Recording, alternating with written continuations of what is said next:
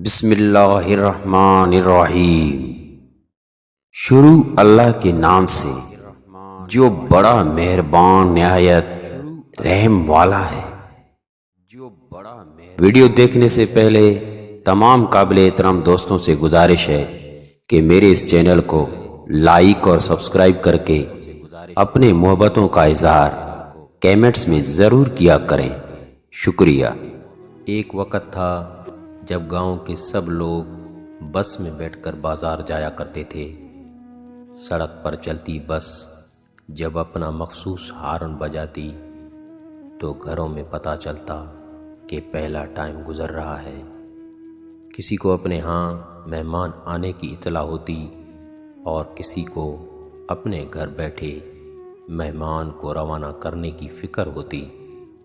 اور پھر وقت بدل گیا، روڈ بدل گئے، لوگ بدل گئے، محبتیں بدل گئیں، بسیں بدل گئیں، سائیکلیں ٹھکانے لگ گئیں، درخت کٹ گئے، چڑیا اڑ گئیں، چچاہٹ تھم گئی، پیدل والے راستوں پر گھاس اگ گئی، اور پھر گاؤں کے لوگ آپس میں بیگانے ہو گئے، ایک دوسرے کی پرواہ ختم ہو گئی، اور یوں ایک حسین زمانے کا اختتام ہو گیا۔ ہم میں سے 95% لوگ گزرے کل سے بہتر زندگی گزار رہے ہیں۔ آپ اپنے دل پر ہاتھ رکھ کر بتاؤ، کیا تم اپنے والد سے بہتر زندگی نہیں گزار رہے؟ ہر شخص ہاں میں سر ہلائے گا۔ آپ بھی کسی دن تحقیق کر لیں، آپ کو ملک کے بیکاری بھی اپنے والدین سے بہتر زندگی گزارتے ملیں گے۔ ان کے والدین سارا شہر مانگ کر صرف 10-20 روپے گھر لاتے تھے۔ آپ کسی روز اپنے بچپن اور اپنے بچوں کے بچپن کا موازنہ بھی کر لیں، آپ کو دونوں میں زمین آسمان کا فرق ملے گا۔ آپ کے گھر میں بچپن میں ایک پنکھا ہوتا تھا اور پورا خاندان اوئے پنکھا ادھر کریں کی آوازیں لگتا رہتا تھا۔ سارا محلہ 1 روپے کی برف خرید کر لاتا تھا۔ ہمسایوں سے سالن مانگنا، شادی بیاہ کے لیے کپڑے اور جوتے ادھار لینا بھی عام تھا۔ بچے پرانی کتابیں پڑھ کر امتحان دیتے تھے۔ لوگوں نے باہر اور گھر کے لیے جوتے اور کپڑے الگ رکھے ہوتے تھے۔ دسترخوان پر دوسرا سالن عیاشی ہوتا تھا۔ مرغی صرف بیماری کی حالت میں پکائی جاتی تھی، اور بیمار بیچارے کو اس کا بھی صرف شوربہ ملتا تھا۔ پورے محلے میں ایک فون ہوتا تھا اور سب لوگوں نے اپنے رشتہ داروں کو وہی نمبر دے رکھا ہوتا تھا۔ بچوں کو نئے کپڑے اور نئے جوتے عید پر ملتے تھے۔ سائیکل خوشحالی کی علامت تھا اور موٹر سائیکل کے مالک کو امیر سمجھا جاتا تھا۔ گاڑی صرف کرائے پر لی جاتی تھی۔ گھر کا ایک بچہ ٹی وی کا اینٹینا ٹھیک کرنے کے لیے وقف ہوتا تھا۔ وہ آدھی رات تک اوئے نوی دے کی آواز پر دوڑ کر ممٹی پر چڑھ جاتا تھا اور اینٹینے کو آہستہ آہستہ دائیں سے بائیں گھماتا رہتا تھا، اور اس وقت تک گھماتا رہتا تھا جب تک نیچے سے پورا خاندان اوئے بس کی آواز نہیں لگا دیتا تھا۔ پورے گھر میں ایک غسل خانہ ہو اور ایک ہی ٹوائلٹ ہوتا تھا۔ سارا بازار مسجدوں کے استنجا خانے استعمال کرتا تھا۔